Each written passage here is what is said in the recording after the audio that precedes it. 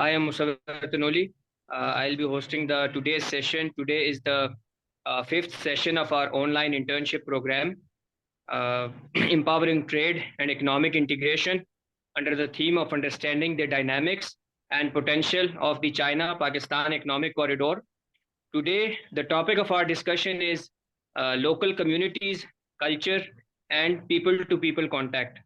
And we have with us Ms. Reema Shaukat, who is a communication strategist at the Institute of Regional Studies, IRS, and she is an analyst of international affairs, as well as TV and radio presenter and freelance columnist. So I am giving the floor to Ms. Reema Shaukat. Ma'am, a very warm welcome, and over to you. Thank you very much, Musawwir and Youth Diplomacy Forum. Assalamu alaikum and good afternoon to everyone. As Musawwir has introduced, I'll be talking about local communities, culture, and people-to-people contact. And especially, I have chosen the case study of Gavadir because you all know that whenever we talk about CPEC, the first word which comes to our mind is about Gavadir. So as I've been frequently visiting to this place and I am constantly in touch with the local communities over there, so I thought that instead I should talk about CPEC in general and its impact on local communities and our other provinces. I should today discuss about Gavadir. So this is my scheme of presentation as flashed.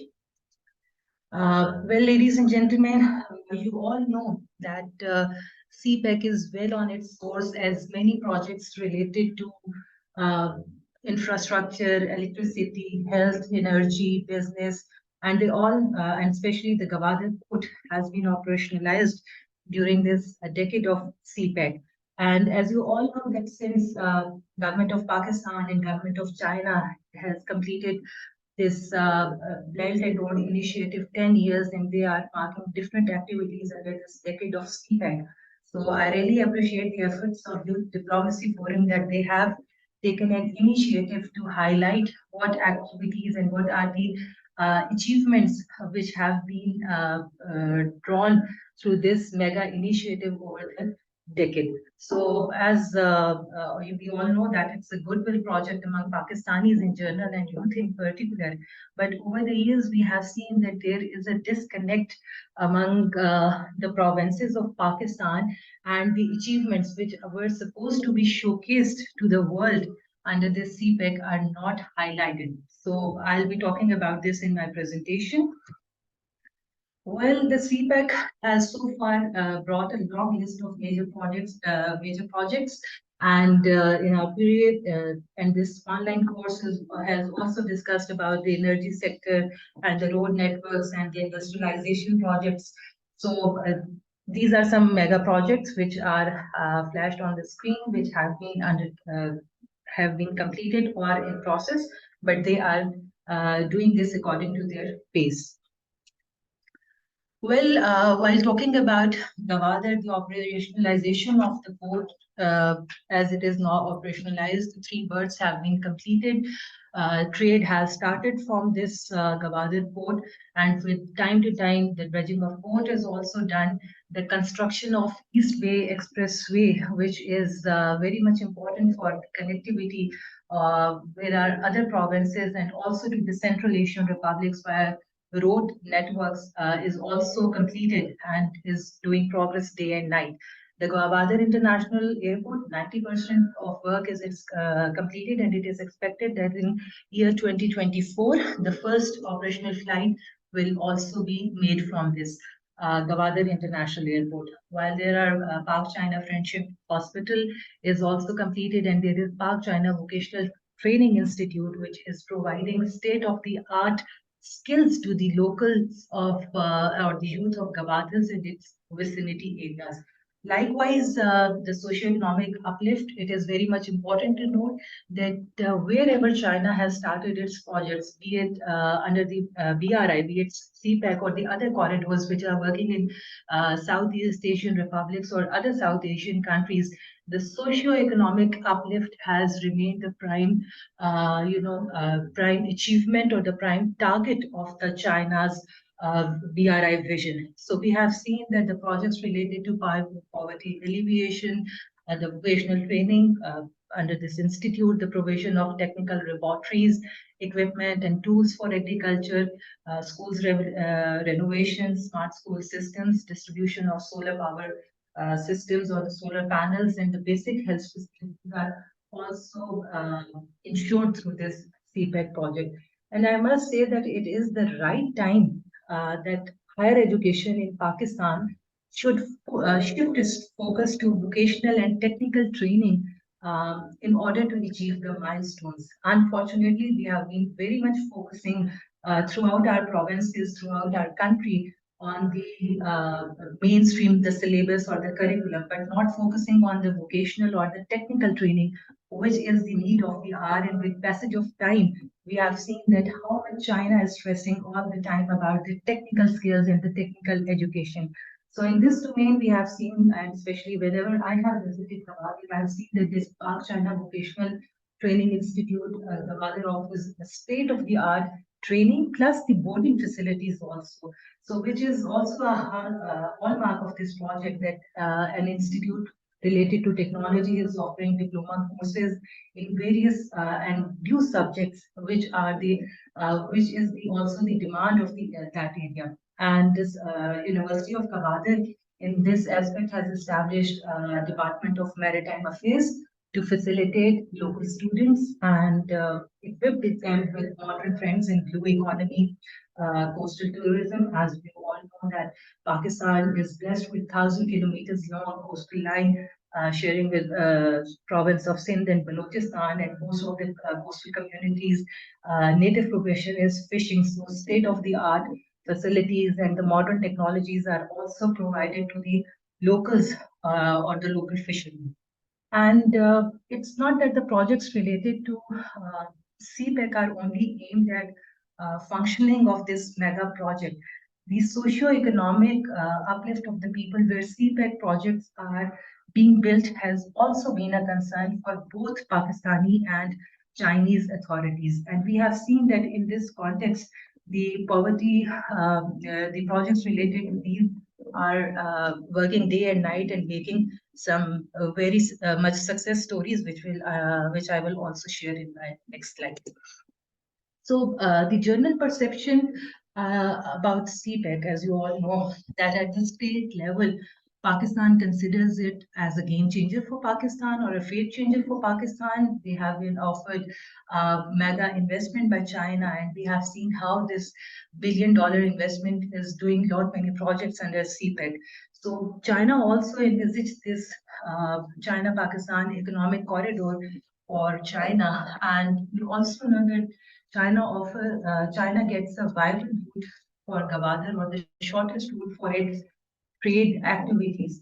So when this China conceived this Belt and Road Initiative, they perceived Gawad as a jewel in the crown of Satan because of its unique location. And very rightly, time has proved that it is suitably located to checkmate US Indo-Pacific strategy. Certainly, we are not talking about the security aspect of this CPEC, but somehow or another it is connected to the public. So certainly, with the passage of time, we are seeing that how this national level project is very much important for the international relations or the regional connectivity.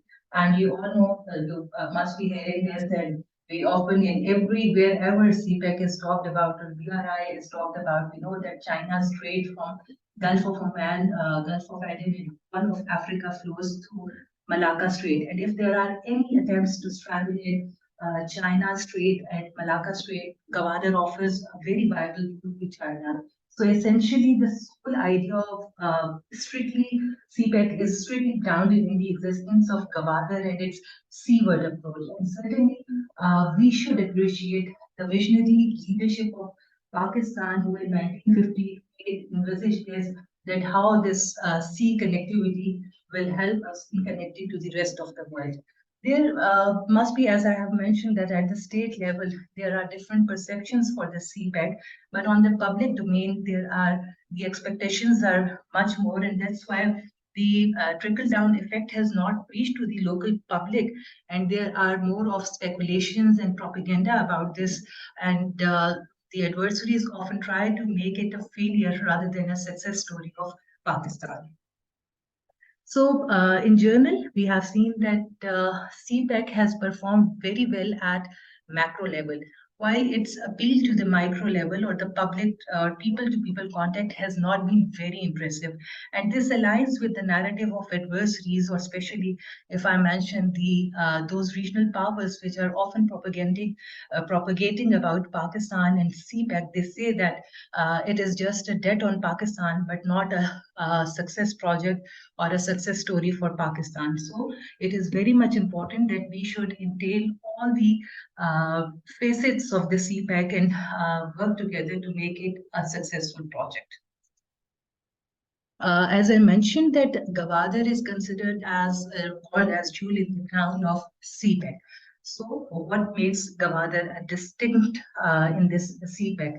Generally, Gwadar is a fisherman district. It has a population of around 1,30,000 people, but they lack requisite expertise and qualification. As I mentioned earlier, that their native profession is fishing. So with the passage of time, it is very much important that they should equip themselves with the modern technologies in fishing. They should learn about modern tools, and they should not, their next generations should not back out from this profession. Rather, to continue with this profession of their ancestors and the forefathers, it is very much important for the people and the young generation living in Gwadar and those whose profession is fishing from since beginning. They should equip themselves with the modern technologies. And in general, whenever you visit, especially the people of Balochistan, they are very friendly. They are very warm, welcoming, hosting you all the time. But specifically, people of Gwadar are docile and friendly. And they have this financial comfort through fishing.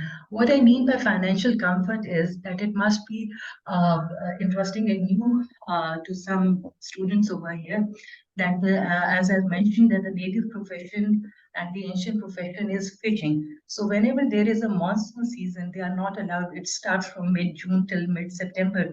They are not allowed to go into deep seas and do fishing. So in rest of the 9 or 10 months, they are even planning for those monsoon areas, and so they are working all the time to earn, to have those livelihood comfort in those monsoon areas. So we find them, they are financially stable, and they are earning much better with this fishing profession.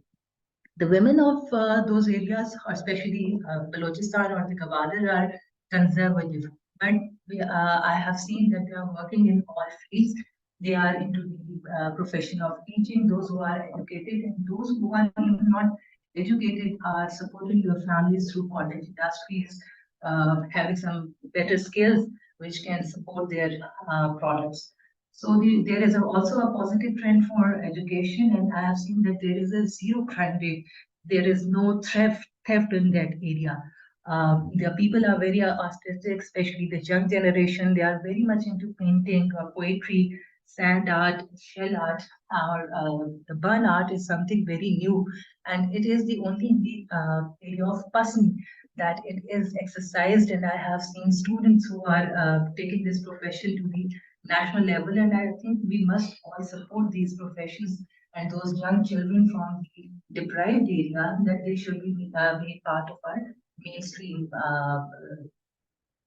lifestyle. So they follow the peculiar routine over the ages. That is that early morning before the sunrise, they leave for this fishing and to take the catch, and they return around sunset. So this also offers, as I have mentioned, and you all know, that the fish quality which is found in Pakistan is very delicious and very diverse. The kind of shrimps that is found in Pakistan is not available, especially in the waters of Gwadar, is not available in the rest of the world. And we have seen that how China and especially at other countries who are very much into the seafood, whose livelihood is on seafood, they prefer the quality, good quality fish from Pakistan. So this is an opportunity for our provinces like Sindh and Balochistan, and especially for those people that we can offer a diversity in cuisine.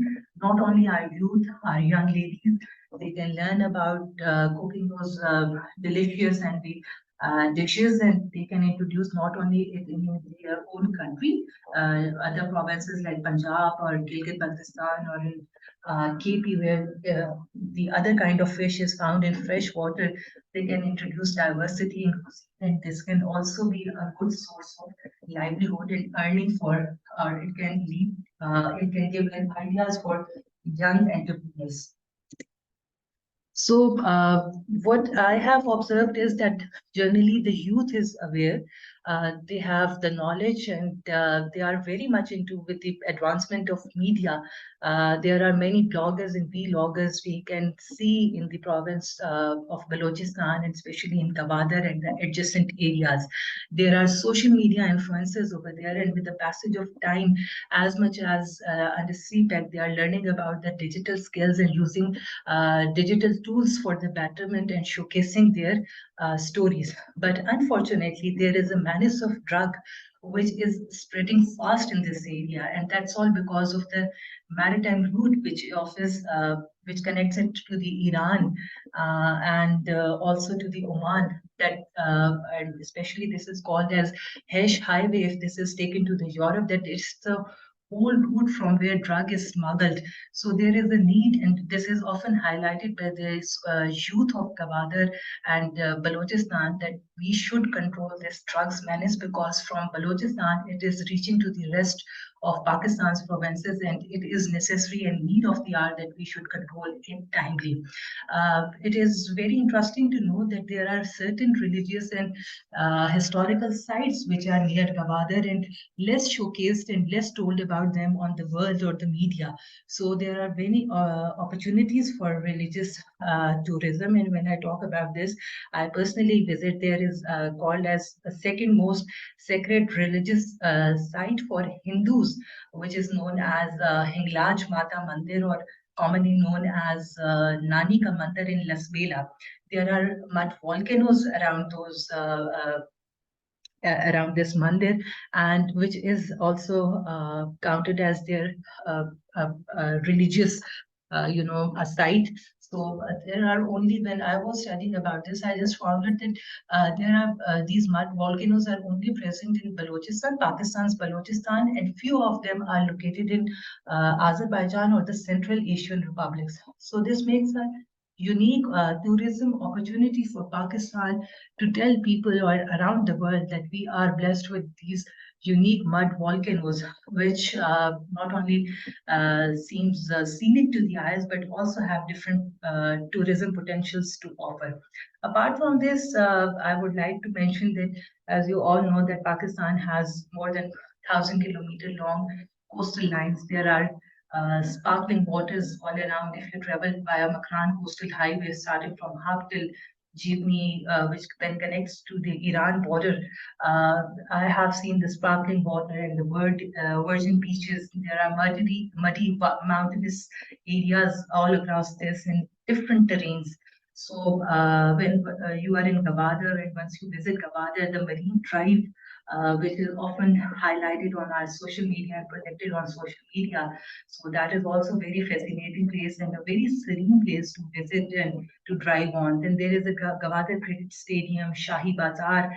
Even one interesting thing for me was that when I visited the Jannat Bazaar, it's an exclusive market for women where the traders are also women, the shopkeepers are women. And so that shows that the women of this area are given the empowerment, and they have this opportunity to sell the products whichever they want to, as their husbands or the fathers or the brothers are fishermen.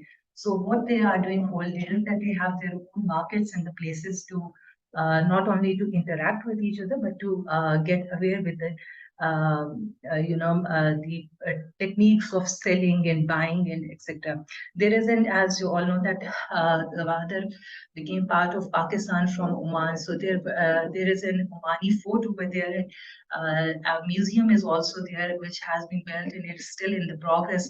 And the place The artifacts placed over there are from the ancient times, from the Oman's Sultanate of Oman, which were also gifted to Pakistan. So I have also seen and there is also Ismaili community Jamaat Khana. So once we talk about this thing, this shows that they have this religious harmony over there. Like I have mentioned that there is a religious site for Hindus. A large population has migrated from Oman, or earlier they were part of this Middle Eastern or the Omani Sultanate. So they have this different cultural diversity. And once you see that there is also an Ismaili community, so this shows that this place offers the very historical site to practice the religious or interfaith harmony among all. So there is this PC Gawada Hotel, there is this Park China Business Center, which was made in 5.5 months, and it's a very state of the art center. Many conferences and events are, and whenever the dignitaries are visiting Gwadar, they are taken into this place. It is very much adjacent to the port. There is a very good, there are actually 2 dams which are functional in Gwadar and which provide the supply, water supply, fresh water supply to the locals. So this is something which actually, whenever you talk about CPEC, and you must, I think, endorse this thing, that whenever we say, people actually say that Pakistan में और गवादर में तो पीने का साफ पानी available नहीं है. So this is a very wrong narrative actually, that when you have 2 dams which are providing the fresh and clean water to the locals, why this statement is made again that they don't have the access to the basic necessities of life. So as I also mentioned, that the Gwadar Development Authority, that's the government of Balochistan, and they have established many state-of-the-art of the facilities for the locals, including the resorts. There are then this you can say that there are some good hospitals which are offering good health opportunities to the locals. So, as I mentioned, that there apparently it seems that there is a dissatisfaction over the lack of facilities, and generally a narrative is propagated that people are not getting the desired outcome of the CPEC, especially the people of Gwadar are not getting the desired outcome, which is why there is a disconnect between what actually CPEC offers and the ground reality. And we as Pakistanis must all come forward and work together to make it or to oppose this separatist narrative, which actually shows that Gawada is not excelling. So we should not give them a space. Rather, we should counter their narrative and come forward and show and tell the people and the rest of the world that what you are saying is not true. It is not. If someone is complaining, this doesn't mean that it's the complaint of the whole lot. It's not the from the horse mouth that you should take it as a stock and you should tell to the world that no, you are right, we are wrong. So what we have learned from this first decade of CPEC, starting from 2013 to 2023, there are many things on which we can work for the another next decade of CPEC and make it a success story. And I think we should have a people inclusive plan, which also falls in the domain of public diplomacy and people to people contact. As you all know that 60% of Pakistan's population are comprised of youngsters, and they have this passion to move forward. They need lot many opportunities. They overcome many challenges, but they are always looking for better economic opportunities, either to sustain in Pakistan and work for Pakistan. So for that, we need to have, certainly at the government level, we need to have a broad-based strategy which should reach to the grassroots level with regular feedback on performance of each project, and then it becomes a responsibility. I know government is doing its own work, but we as a people, we as the masses of Pakistan, our own responsibility starts from our own side. We have to look after those who are around us. They are directly part of, indirectly part of any of the CPEC project. If we can facilitate them and support them, or even if we can showcase their success story. It becomes our responsibility. So, to entail every facet of CPEC, a broad-based strategy is needed.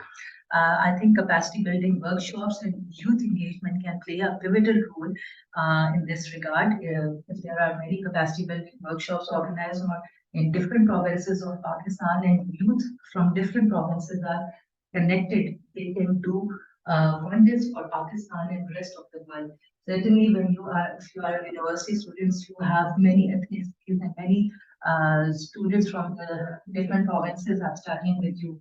Together, you can bring something new for the rest of the Pakistan. And so, if we talk about technical experts who are running this project, certainly with the passage of time, we will see that how digital or the digitalization, which is the core phase of the CPEC, if they prepare themselves for, if they prepare themselves for today or better tomorrow, uh, it will be sooner the better. So language and culture, they can become the connecting tools. According to recent statistics, if I'm not wrong, 28,000 Pakistani students are studying in China. And whenever you visit a different, any other foreign country, language becomes the first tool or the first communication tool. So if our Pakistani students start learning Chinese, if they intend to go to China and pursue certain degree or try to gain some technical expertise from China. If they are already learning Mandarin or basic Chinese language, it will once they go to China, it will not only save their time, but certainly they will be able to grasp more and more new things and learn new things from their culture. So language and culture in public diplomacy domain play an important role and they become a connected tool. So apart from this, there are many apprehensions and likewise there are many opportunities which can be undertaken from CPEC. Effective communication strategy, apart from on behalf of broad-based strategy on government, effective communication strategy uh, from the public or from the people of Pakistan should be devised, especially from the youngsters like you, considering what we have achieved in this past decade of CPEC and how the next 10 years or the future outlook of CPEC should be. And this, I believe, can help in what we are always talking about, the information warfare or the hybrid warfare that India has been trying to attack, where there has been a certain propaganda against Pakistan or the CPEC. So if there is an effective communication strategy, we can present the success of the CPAC and all our other those opportunities we are blessed with. Academia, think tanks, and media houses, they should be actually highlighting the CPEC success stories. And in order to keep the discourse alive, it is very much important that the academics and the universities, even at the school level, our students, our youngsters should know what opportunities they can catch from this CPEC project. Likewise, the engaging of social media influencers, writers, bloggers, it is very much important. And as you all know, that nowadays social media has become a first hand of information. Why not take into fold those social media, take those social media influencers into your fold and make the and through them make the CPEC successful story most useful to everyone. So I think the competition among media influencers, if there are any competitions like photography or the poetry competition or the art competition among the students is organized, among the influencers is organized from any of the respective area. It's not that they are about should be Gawad, it should be from all over Pakistan. So this competition, healthy competition, can also generate positive vibes among locals and overall for the uh, positive impact of CPEC. Then inclusion of Pakistan's corporate sector is also very much essential. We know that on the government level, a lot more has been done, and they are still in the progress. Like government of Pakistan is constantly in touch with the Chinese companies who are doing who have done a lot of investment in Pakistan and doing different projects for Pakistan, but small and medium enterprises or the cottage industry, they should also be taken into fold so that they become more viable tool for the not only for the government but for also Pakistan in general. The corporate sector, especially the telecom companies, in those areas where you don't have the mobile access, especially traveling on Makran Coastal Highway, you want to reach Gwadar or the other areas, there are a lot many opportunities. And if the telecom companies or the tourism companies or those companies who are running the boats or the shipping side, if they come forward, they can offer a lot more employment opportunities to the locals. So I think on Pakistan side, the public-private partnership becomes very much important and it should be highlighted, and the new ventures should be taken into fold so that the benefits of CPEC projects are available. Another suggestion which I proposed when I had a chance to meet different officials, and there were preparations for the decade of CPEC celebrations. I proposed to them that we should introduce the ambassadorial approach to create awareness for the CPEC. So I suggested that, and I think everyone can of you can now take credit of this, and you should practice this. That we should introduce CPEC ambassadors across the country for different categories, which can help policymakers and relevant stakeholders to highlight ongoing development of CPEC. For example, CPEC ambassador on energy can create his or her team of representatives, including youngsters, who can showcase their work via different mediums.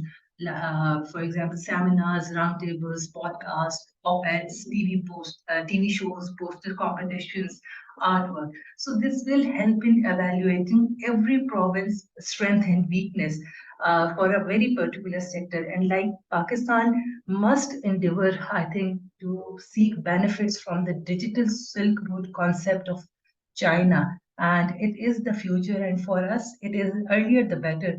We hook up ourselves with the astounding connectivity which it is going to offer to the region. Certainly, people-to-people contact, not only among the provinces, but among the overall Pakistanis is very much important, and then with the Chinese, it is also very much important. So the success stories of philanthropists and social workers should also be showcased on the national and international level. We know that many NGOs or the non-governmental organizations or the social workers are doing a lot many work for the development of or for the capacity building of coastal communities of Pakistan. There are many philanthropists, or there are many organizations like Al Khidmat or many other Sahil and so forth, so many organizations which are doing a marvelous work for not only educating the peoples, the deprived ones, but also doing a lot for their health, their education, their livelihood, their sustainability. So the success stories, if there comes any on the national and international level, certainly it is going to show a positive image to the rest of the world about Pakistan. And particularly when you talk about CPEC project, definitely China will pick it up that Pakistanis are not only dependent on the CPEC projects, but they are also doing much in their own capacity building. So the capacity building of Pakistani fishermen should, as I also mentioned, that it should be enhanced, because with the passage of time, new modern techniques are coming into, are making face, and we should be aware of that. So it is important that they should be incentivized with facilities and export opportunities in the area. Let's suppose there is they are able to get a good catch of fish, but unfortunately not having the better storage facilities, the catch gets stale or is spoiled, or not having the transportation opportunities or the transportation facilities to the rest of the Pakistan or to the rest of the world, the catch may get wasted, and often it is wasted. So it is important that not only the government should incentivize, but the locals and the other NGOs should come forward and help them. And they should not feel hesitant about connecting to these people. Rather, we should make them aware that this is for their own benefit and for their own generation, that they should learn about these new tools which can help them and help them and make them progress.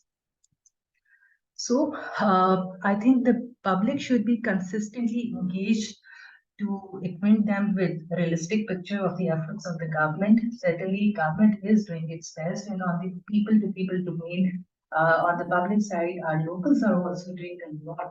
But still, we have a lot more room to do to get the best of our get the best from the CPEC project. And in the end, I would like to say that if you want to make, and if you all want to make CPEC contribute to our lives, the public diplomacy domain, people-to-people contact, the cultural diversity, the language, these all factors can be a win-win situation for all of us. I thank you all for your precious time, and I would be happy to answer any of your questions. Thank you.